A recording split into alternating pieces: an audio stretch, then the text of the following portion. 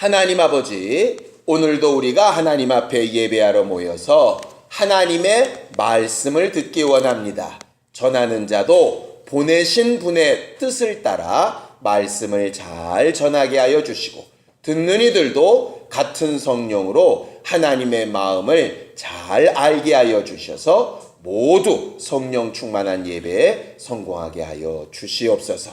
하나님께서 주신 은혜를 기억하며 감사하여 믿음으로 헌금하여 고백하여 싸우니 일평생 은혜를 망각하지 않는 주 예수의 사람들이 되게 하여 주시옵시고, 그 은혜에 합당한 삶이 하나님으로부터 복이 되어지도록 역사하여 주시옵소서. 예수님의 이름으로 기도하였습니다. 아멘. 하나님의 말씀은 사도행전 2장 43절에서 47절까지 말씀을 함께 같이 합독하겠습니다. 사도행전 2장 43절에서 47절까지 말씀을 함께 같이 합독하겠습니다. 함께 읽습니다. 시작. 사람마다 두려워하는데 사도들도 말미암아 기사와 표적이 많이 나타나니 믿는 사람이 다 함께 있어 모든 물건을 서로 통용하고 또 재산과 소유를 팔아 각 사람의 필요를 따라 나눠주며 날마다 마음을 같이하여 성전에 모이기를 힘쓰고 집에서 떡을 떼며 기쁨과 순전한 마음으로 음식을 먹고 하나님을 찬미하며 또 온 백성에게 칭송을 받으니 주께서 구원받는 사람을 날마다 더하게 하시니라. 아멘. 요즘 신앙생활하는 사람들의 고민 중에 하나가 좋은 교회를 찾는 것이라고 그래요. 여러분들이 그 수평이동이라는 얘기는 좀 들어보셨나요? 예전처럼 교회가 불신자들을 이렇게 전도해서 정착을 시키고 하는 비율보다 어떤 교회는 없어지고 어떤 교회로 수평적으로 옮겨가서 어떤 교회는 부흥하고 뭐 이런 형태가 훨씬 더 많다라고 하는 게 통계죠. 그래서 기독교 인구가 뭐 굉장히 숫자가 많아지다가 지금은 뭐 몇백만으로 줄고 몇백만으로 줄고 이래서 사실은 굉장히 많이 적어지고 있다. 실제적으로 믿는 숫자들이 많다고는 하는데 이 교회에서 저 교회로 가고 저 교회에서 이 교회로 가고 2중, 3중, 4중으로 막 된 명단을 빼면 사실상 정상적인 그리스도인들이 그렇게 많지 않다.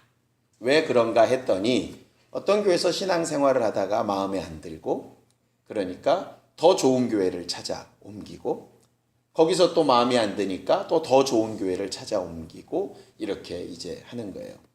그러다 보니까 이제 문제가 하나 생겼죠. 그럼 궁극적으로 더 좋은 교회란 건 과연 어떤 교회일까? 그리고 과연 그런 교회가 있기는 한 걸까?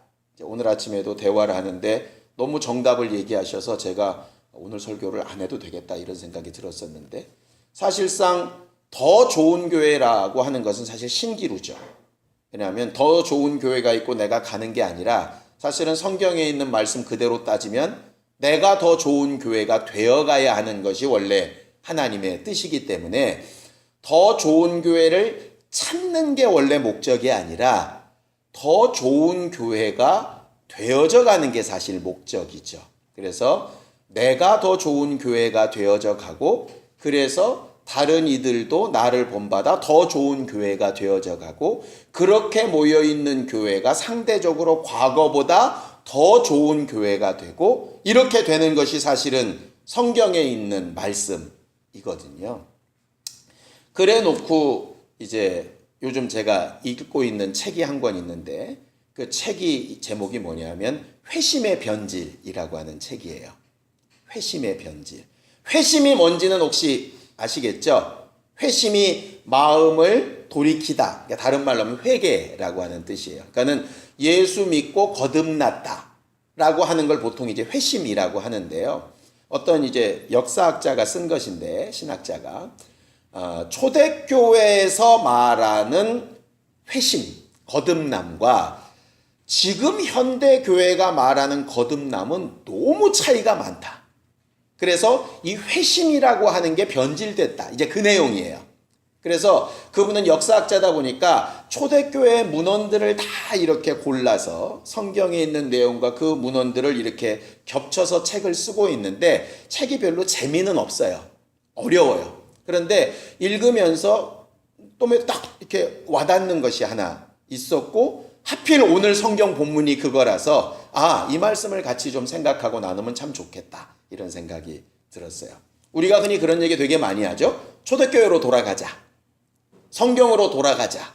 그러면 성경에서 말하는 교회, 소위 말하는 예수님께서 승천하시고 성령이 오시고 나타났던 첫 번째 교회, 우리가 흔히 모델 삼는 그 교회는 과연 어떤 교회였을까? 그들은 어떻게 회개하고 어떻게 신앙생활하고 어떻게 살았을까? 이걸 보는 게 가장 옳은 방법 아니겠습니까? 근데 공교롭게도 오늘 성경 본문은 딱 그 모습을 우리에게 보여주고 있어요. 그래서 오늘 제가 설교 제목을 이런 교회가 됩시다 라고 이렇게 정했어요. 교회는 처음 출발이 너무나도 명확합니다. 교회는 누가 세우시는 겁니까? 예수가 세우시는 거예요. 자, 마태복음 16장 18절입니다. 교회를 성도들이 세웠다, 목사가 세웠다, 어느 교단이 세웠다. 이게 대단한 착각인 것이, 성경은 분명히 교회는 어떻게 세워진다라고 아주 못을 박아 말하고 있는 구절, 우리가 잘 아는 구절이 있습니다. 자, 마태복음 16장 18절 함께 읽습니다. 시작. 또 내가 네게 이르노니 너는 베드로라. 내가 이 반석 위에 내 교회를 세우리니 음부의 권세가 이기지 못하리라. 거기 분명히 이렇게 말씀하시죠. 내가 이 반석 위에 내 교회를 세우리라, 이렇게 말씀하셨어요. 교회는 그래서 예수 그리스도의 교회이고요. 우리 교회나 옆에 있는 구세군 교회나 명칭은 다르고 건물은 다르지만 제대로 된 교회라면 예수 그리스도의 교회여야 하는 거예요. 담임하는 목회자는 다르지만 세우시는 분은 누구여야 되냐면 예수셔야 하는 거죠. 그리고 기초로 둬야 될 것도 단 한 가지입니다. 이 반석이라고 하는 것이 베드로가 고백했던 그것이거든요. 주는 그리스도시고 살아계신 하나님의 아들이십니다. 예수 이외에는 구원자가 없고 예수 이외에는 하나님을 제대로 알려주실 분이 없습니다. 아무리 훌륭하고 대단한 목사라도 하나님을 100% 알려줄 수 없고, 아무리 훌륭한 교회 조직이라도 여러분들을 구원해 줄 수 없다. 여기서 출발하는 거예요. 하나님을 알기 위해서는 오직 예수밖에 없고, 구원 얻기 위해서는 오직 예수밖에 없다. 예수는 그것을 가르치시기 위해서 그 믿음을 고백하는 자들을 모으셔서 예수의 교회를 세워나가시려고 하는 것이다 라고 이렇게 분명히 말하는 거죠. 예수 그리스도의 교회란 건 그럼 과연 어떤 모습이어야 되냐? 이걸 또 성경은 이렇게 말을 합니다. 자, 에베소서 1장 22절 23절입니다. 에베소서 1장 22절 23절입니다. 함께 읽겠습니다. 에베소서 1장 22절 23절 함께 읽습니다. 시작. 또 만물을 그의 발 아래에 복종하게 하시고 그를 만물 위에 교회의 머리로 삼으셨느니라. 교회는 그의 몸이니 만물 안에서 만물을 충만케 하시는 이의 충만함이니라 그랬어요. 이게 무슨 얘기냐면 좀 어려운 것 같은데 사실은 이 얘기입니다. 교회는 만물이다 아니다. 국어 공부 시간 같은데. 두 구절을 다시 읽어보면 교회는 만물에 속한 겁니까? 안 속한 겁니까? 무슨 얘기인지 잘 모르시겠어요? 교회는 그럼 이 세상 만물에 속한 거다? 아니면 교회는 이 세상에 속하지 않은 하늘나라 거다? 어떤 거예요? 그 속한 거예요. 왜? 거기 돼 있잖아요. 교회는 그의 몸이니 만물 안에서 이렇게 돼 있잖아요. 그런데 그 만물은 어떻게 해야 된다고요? 22절에 만물은 그의 발 아래에 복종해야 하는 것이다 이렇게 돼 있어요. 그러니까 목사도 이 만물에 속해 있죠. 목사는 신이 아니에요. 교회도 행정조직도 남녀선교회장도 다 만물에 속해 있죠. 그럼 교회의 가장 기본은 뭐냐? 만물에 속해 있다면 어디에 복종해야 된다? 예수께 복종해야 된다 이 얘기예요. 예수의 말씀이라면 사실은 토달 수도 없고 반항할 수도 없는 거예요. 그게 복종이에요. 쫓아가면서도 아닌데 이게 아니라 그냥 복종이에요. 교회라면. 그러니까 교회의 첫 번째 특징은 뭐냐면 만물 안에 있어서 예수께 복종되는 게 교회예요. 그러니까 복종되지 못한 부분만큼은 뭐가 아니냐? 교회가 아닌 거예요. 그러니까 내 마음도 내 생각도 내 행실도 내 판단도 내가 스스로 옳다 하는 것도 내 감정도 예수의 말씀에 복종된 부분만큼 교회고 복종되지 않은 부분은 교회가 아닌 거죠. 그렇죠? 교회 안의 모든 행정 조직도 목사에 가는 목회도 예수의 말씀에 복종된 부분만큼 교회고 그렇지 않은 부분은 교회처럼 보이고 목사처럼 보여도 교회가 아니다가 정답인 거예요. 그럼 교회는 그렇게 복종하는 것으로 뭘 나타내느냐? 만물을 충만케 하시는 자 누구냐면 예수시거든요.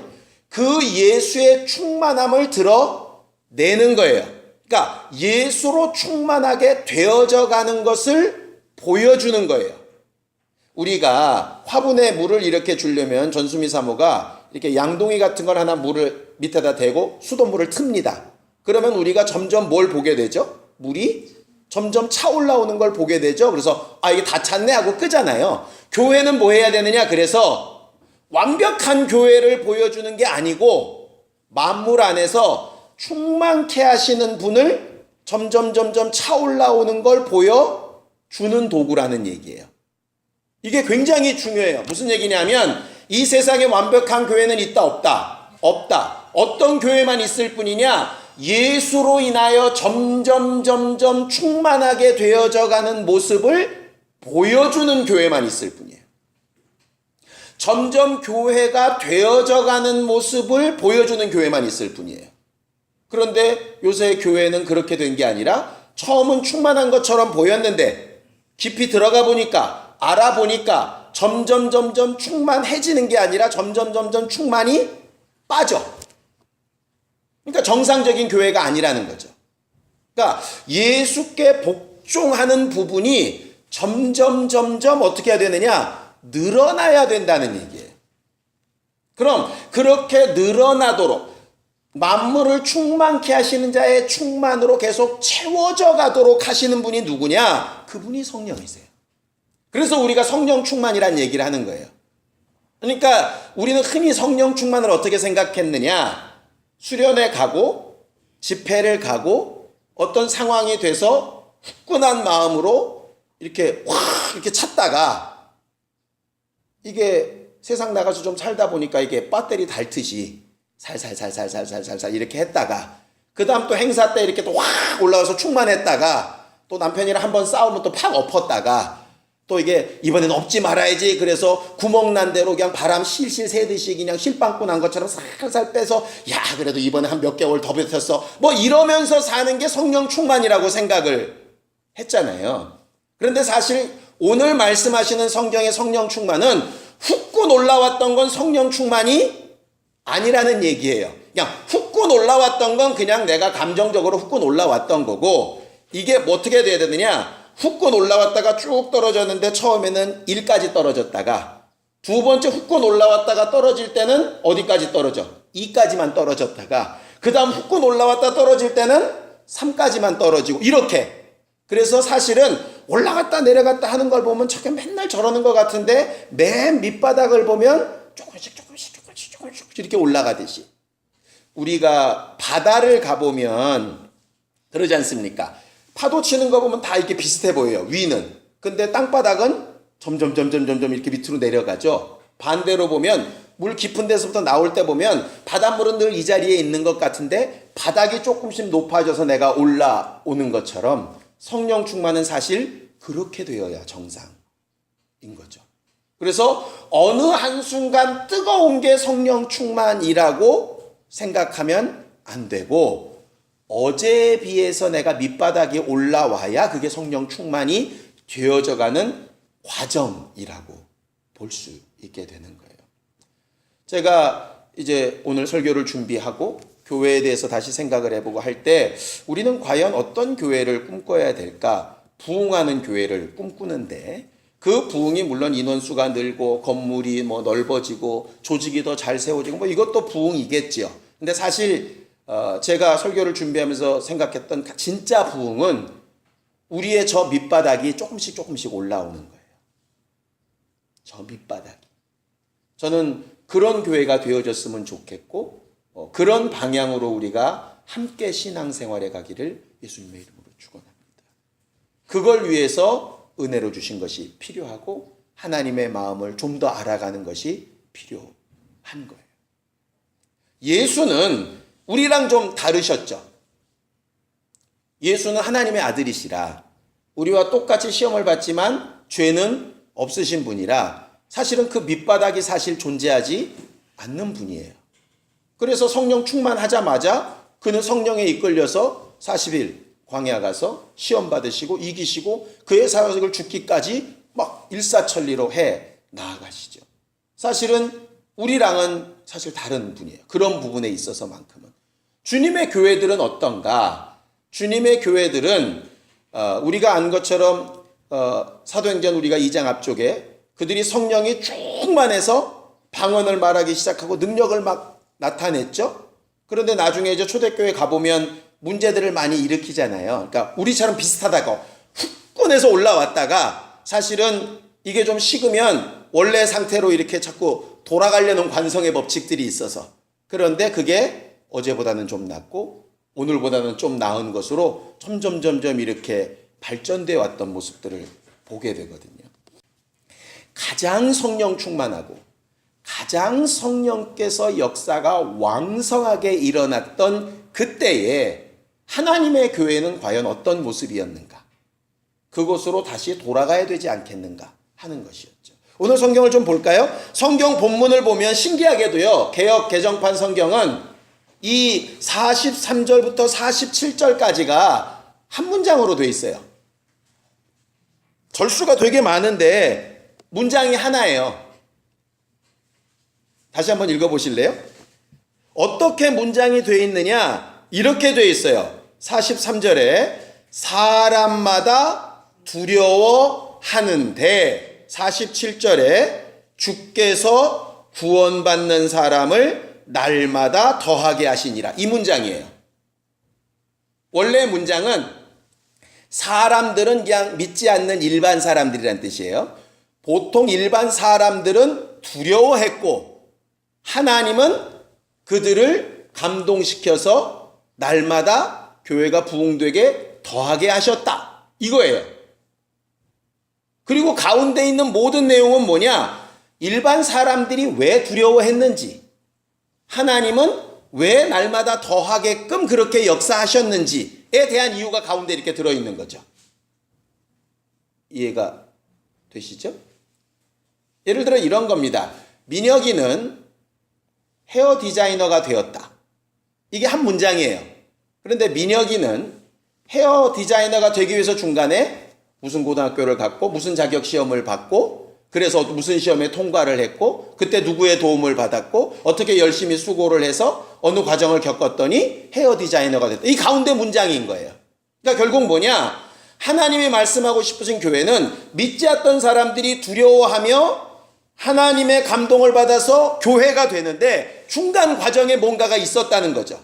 결국 그 과정이 우리가 채워가야 될 충만한 분량인 거예요. 그러니까 그 부분을 다 하면 충만하고 좋은 교회, 다 못하면 아직 충만하게 되어져 가야 하는 교회라는 뜻이죠. 근데 어떻게 생각했느냐? 그동안 그 여러 가지 것 가운데 어느 특정한 한 부분을 잘하면 좋은 교회라고 착각을 했어요.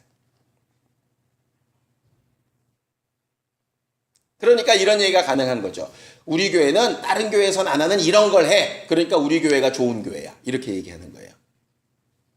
우리 교회보다 옆에 있는 구세군 교회가 어려운 사람들을 굉장히 많이 잘 돕습니다. 토요일 날 이렇게 와 있으면은요, 할머니들이 꼭 우리 교회 앞에 와서 물어보세요. 여기가 노인들 밥 주는 교회요? 이렇게 물어보시면 저는 늘 대답을 하면서도 마음이 안 좋아요. 저희 교회는 아니고요. 구세군 교회가 밥을 드려요. 이러는 거예요. 그러면 그 생각이 드는 거죠. 우리 교회는 밥을 안 주는 게 옳은 걸까? 뭐 이런 생각. 나는 왜 할머니 우리 교회에서도 밥 드려요. 나는 왜 이렇게 말을 못하지? 생각하니까 제가 주방에 안 들어가더라고. 그러니까 이런 거죠. 저쪽은 그거 잘하는 교회고 우리는 그런 거 안 해도 다른 거 잘하는 교회야. 이런 생각을 가지고 있는 거예요.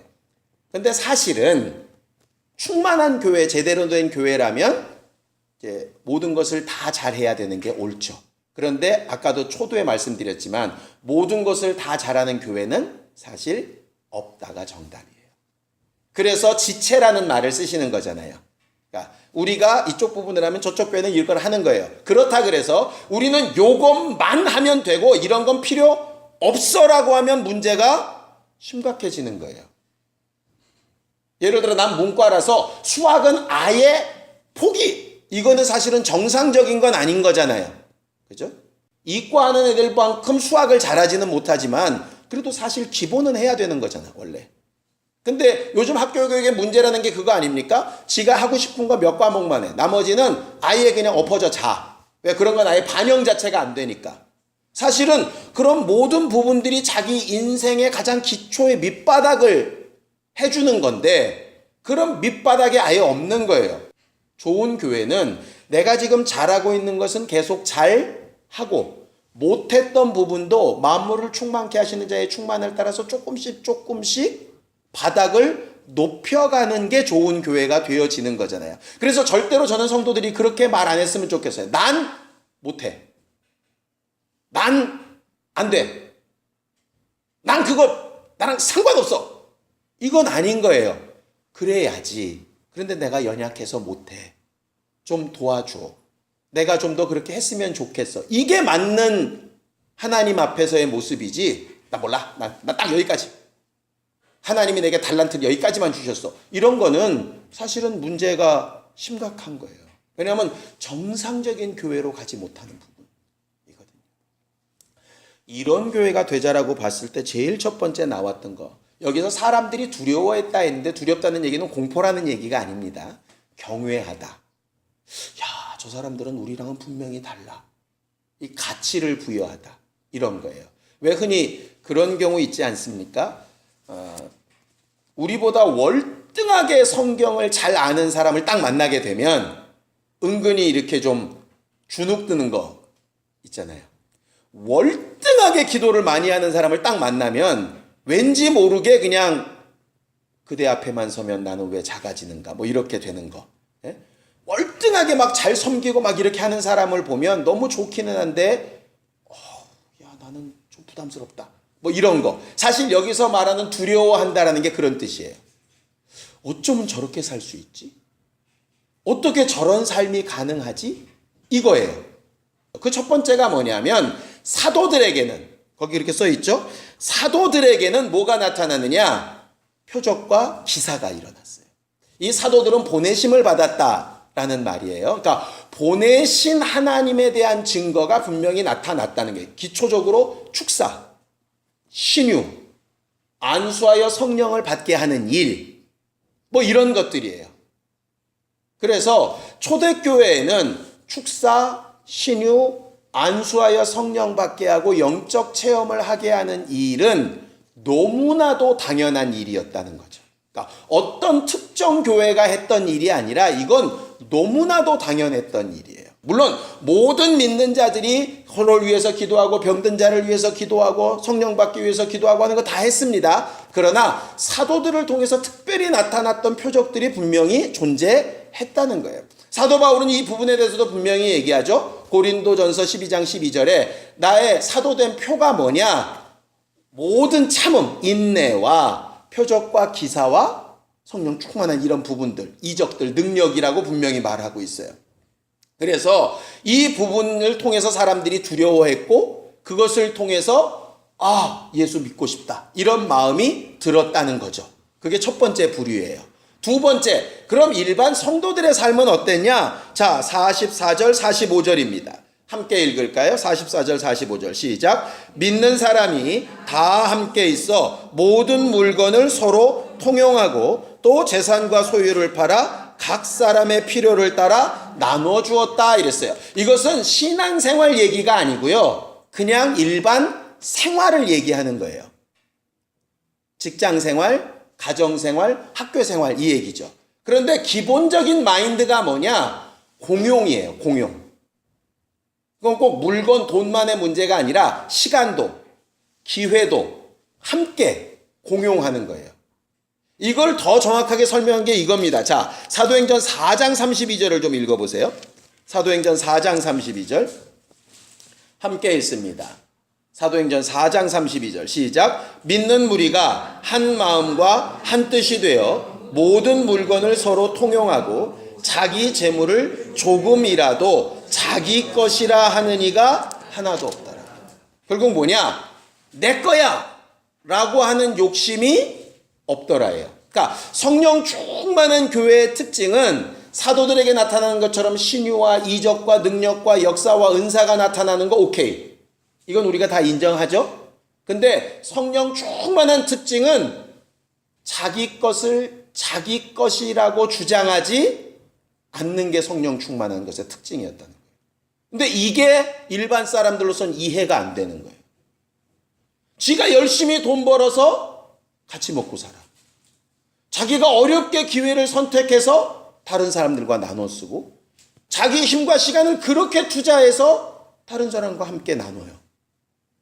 자기 재산이나 소유까지 남겨놓으면 나중에 미래를 위해서 좋을 텐데 자기도 쓰고 남도 쓰고 자기는 안 쓰고 남만 위해서 쓴다는 얘기가 아니에요. 같이 쓴다는 얘기예요. 필요하면 내가 남으니까 줄게 이게 되는 거예요. 옆집 간장 떨어지면 우리 집 간장 남으니까 내가 절반 나눠줄게 이게 가능하다는 거예요. 이게 말이 쉽지 사실은 쉽지 않은 거예요. 성령 충만해야 가능한 거예요. 왜냐? 은혜로 주셨다고 생각해야 나눌 수 있잖아요. 그죠? 전에 한번 말씀드렸죠? 아침부터 일했던 사람들이 마지막에 1시간 일했던 사람들한테 열받았던 이유가 내가 하루 일 못하고 놀 수 있었는데 저 주인이 내게 하루 일을 시켜줘서 돈을 받았다가 은혜로 받아진 게 아니라 내가 한 것에 대한 당연한 값이라고 여기니까 나는 이렇게 수고해서 요거 받았는데 저놈은 하나만 수고해서 저만큼 받으면 불공평하다고 느껴지는 거죠. 그러니까 은혜로 느껴지는 게 아니라 권리로 느껴지는 거예요. 사실은 성령 충만하냐 안 하냐는 무슨 얘기냐? 은혜로 느껴지면 성령 충만한 거고요. 권리로 느껴지면 성령 충만하지 않은 거예요. 그러니까 목사가 사례를 받으면서 은혜로 느껴지면 성령 충만한 거고요. 사례를 내 당연한 권리로 느끼면 나는 성령 충만하지 않아요. 그 순간에. 근데 사람들은 그렇게 생각을 안 해. 기도 많이 하고 말씀 많이 읽고 설교 잘하고 뭔가 좀 능력이 나타나고 남들과 다른 어떤 후광이 비치고 이러면 성령 충만한 거라고 착각하는데 사실은 그런 뜬구름 잡는 성령 충만이 아니에요. 굉장히 실제적인 성령 충만이에요. 여기서 말하는 건. 그 당시 사람들의 삶은 그랬다는 거예요. 그럼 우리는 똑같은 거죠.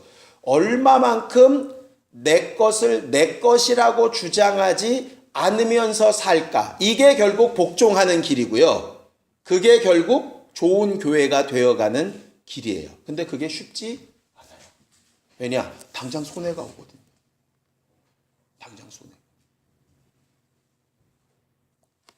만나를 분명히 이렇게 말하고 있죠. 많이 거둔 사람도 남은 것이 없고 적게 거둔 사람도 모자라지 않았다라고 되어져 있어요. 그래서 야, 이게 만나를 많이 거둬도 이게 축소가 되나? 그럼 조금 거둬도 이렇게 올라오나? 그럼 누가 많이 거둬 한 톨만 넣어놓고 뚜껑 열었더니 가득 차고 이러면 좋지? 흔히 그렇게 생각할 수 있는데 거기 말은 그 얘기가 아니에요. 많이 거둔 사람도 오늘 밤이 지나면 남겨놔 봐야 어떻게 돼요? 썩잖아요. 만나는 그렇게 돼 있잖아요. 그래서 그 다음날 또 나가야 되잖아요. 그러니까 내가 많이 거뒀어. 그러면 어차피 썩을 거 내가 굳이 갖고 있을 필요가 없잖아요. 그러니까 적게 거둔 사람한테 또 모자란 사람 없어? 이렇게 줘서 모자람이 없었다는 얘기지. 그들은 3분의 1 거뒀는데 이적으로 뻥튀기가 돼서 하나가 채워졌다는 뜻이 아니에요. 결국 이 받은 만나가 은혜니까 어차피 있어봤자 썩을 거니까 내가 굳이 내 거라고 주장할 필요 없이 부족한 사람한테 나눠주는 게 너무나도 당연하게 되는 거죠. 그런데 이게 은혜가 아니고 내 수고한 건데, 이게 내일도 남을 건데, 이렇게 되면 절대로 손을 펴서 못 나누게 되는 거예요. 저건 지가 안 나가는데 왜 내가 쟤까지 책임져야 돼? 이렇게 되는 거죠. 그래서 주기도문에 뭐라고 얘기합니까? 일용할 양식이라는 말을 쓰시는 거예요.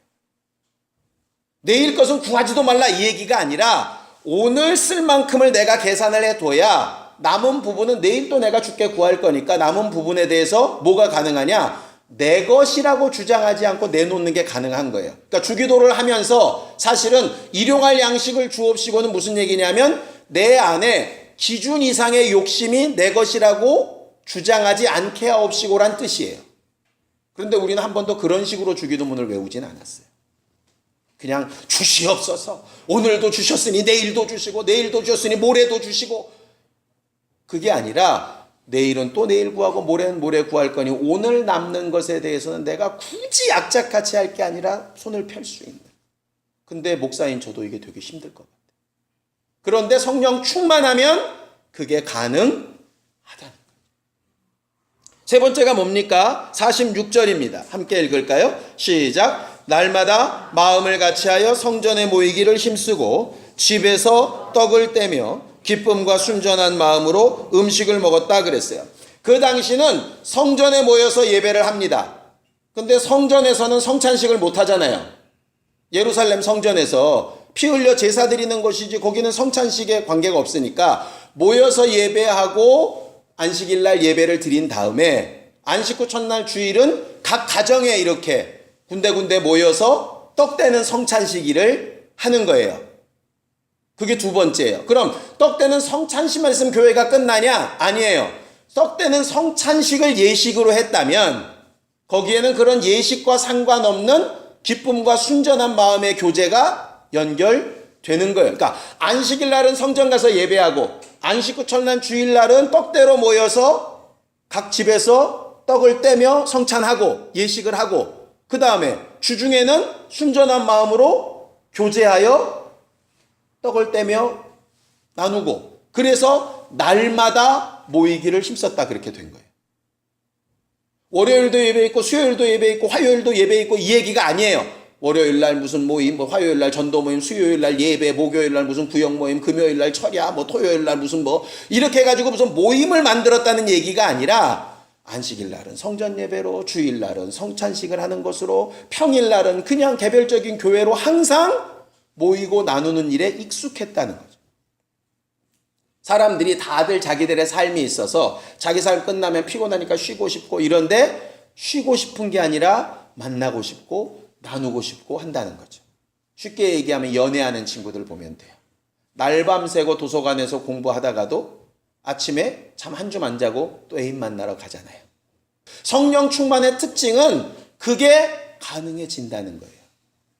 반대로 성령 충만하지 않은 교회의 특징은 내 시간, 내 육체, 나 피곤한 거, 내 문제가 먼저 확 들어오면 오늘은 좀 건너뛰었으면 좋겠다. 힘든데 저 사람 또 왜 만날라 그래. 오늘은 저녁에 또 다시 만나는 거 힘든데. 이렇게 되는 거죠. 성령 충만의 특징이 거기에도 나타나는 거예요. 왜 제가 이렇게 장황하게 말씀을 드리느냐 하면, 우리는 성령 충만 그러면 아까 얘기했던 사도들에게 나타나는 기사와 이적과 표적, 중간 단계 건너뛰고 그 다음 맨 마지막에 지금 얘기하려고 하는 하나님을 찬미함에 하나님께서 온 백성에게 칭송받게 하시고 그 다음에 날마다 사람을 더하게 하셨더라. 일로 갑자기 건너뛰는 거예요. 성령 충만은 모름지기 그냥 훅군에서 역사가 드러나고 하나님 찬양하고 예배 잘하고 이러면 뭐가 될 거라고 착각을 한 거예요. 그런데 왜 우리는 그렇게 열심히 성령 충만하기를 사모하는데 우리 교회는 왜 부흥이 안 되고 하나님이 이렇게 몰아주시지 않을까? 믿지 않는 자들을 왜 몰아주시지 않을까? 이유는 간단해요. 그들을 두려워하게 만들지 못하기 때문이에요. 그들이 우리를 볼 때 어떻게 저렇게 살지? 라고 이렇게 좀 경외하는 마음으로 보지 못하게 만들어요. 경외하게 보는 게 아니라 어떻게 저 따위로 살지? 이렇게 되게끔 만들기 때문이에요. 그러니까 성령 충만을 너무 한쪽으로만 본 거죠. 영적으로. 근데 사실은 그건 영적이란 뜻이 아닌데도 불구하고 그게 영적이라고 착각했던 거예요. 성령 충만한 또 다른 부분이 있어요. 그 부분이 사실은 합쳐져야 되고 부족한 부분들을 채워나가야 하는 것이죠. 어떤 사람들은 정말 성품적으로 생활적으로는 잘 되는데 영적 세계를 경험해보지 못한 사람들이 굉장히 많죠. 그 사람들은 그 부분들을 분명히 추구하고 위하여 기도하고 체험해 보려고 노력해야 되는 게 필요해요. 그들에게 그런 게 필요하다고 우리가 생각하고 있다면 우리는 어찌해야 될까요? 반대도 마찬가지예요. 그런데 원수는 간단해요. 이렇게 살지 말라는 거예요. 이렇게 살면 힘들어 너희가 세상 살 때. 그냥 예수 믿는다라고만 하고 이렇게 살지는 마. 만약에 꼭 해야 된다면 이 두 가지 방향 중에 한쪽만 해. 그럼 어차피 절름발일 테니까. 원수에게 속지 않는 우리가 되기를 예수님의 이름으로 축원합니다. 오늘 설교가 좀 길어져서 너무 죄송합니다. 그런데 우리 안에 꼭 필요한 부분이라 여겨져서 말씀을 드렸어요. 쉽지 않을 겁니다. 그렇게 해보리라. 이런 교회가 돼보리라. 절대 쉽지 않습니다. 그런데 그거를 만물을 충만케 하시는 자의 충만으로 바닥을 1cm씩 높여간다고 생각하면 우리는 아마 성령의 도우심으로 할 수 있을 거예요. 그렇게 해나가는 우리 모두가 다 되기를 예수님의 이름으로 축원합니다. 함께 같이 기도하겠습니다. 하나님 아버지, 주 예수께서 내가 내 교회를 세우리라고 말씀하여 주셨사오니 오늘도 주 예수로 말미암아 교회로 만들어져가는 신령한 성도들이 되게 하여 주시옵소서. 남들과 또 다른 어떤 교회와 비교하여 낫다가 아니라 우리의 어제보다 더 성령 충만하게 되어지는 신령한 성전들이 되어져 가기를 원하오니 우리를 도와 주시옵소서. 영적인 은사와 능력들도 더하여 주시옵시고 욕심 없는 마음도 성령 충만함으로 채움을 얻게 하여 주시옵시며 만나 기쁨을 나누고 교제하는 그 행복도 성령으로 부여받게 하여 주시옵소서. 모든 것이 주의 은혜라 찬미하며 영광과 감사를 돌리는 일도 성령으로 충만케 되게 하여 주시옵시고 사람들 앞에 두려움에 떨 만큼 공경을 받게 하는 그런 행실에도 우리가 성장하게 하여 주시옵소서. 그래서 언젠가 주님 부르시는 그날 주 예수 앞에 서게 되는 그날이 가장 교회다워진 우리의 모습들이 되도록 축복하여 주시옵소서. 이제는 우리 주 예수 그리스도의 은혜와 하나님 아버지의 극진하신 사랑과 성령님의 감동하시고 교통하시는 분명한 증거가 주 예수가 세우기 원하셨던 그 교회가 되어져 가기를 원하는 우리 모두 위에 이제로부터 영원까지 함께 있을지어다. 아멘.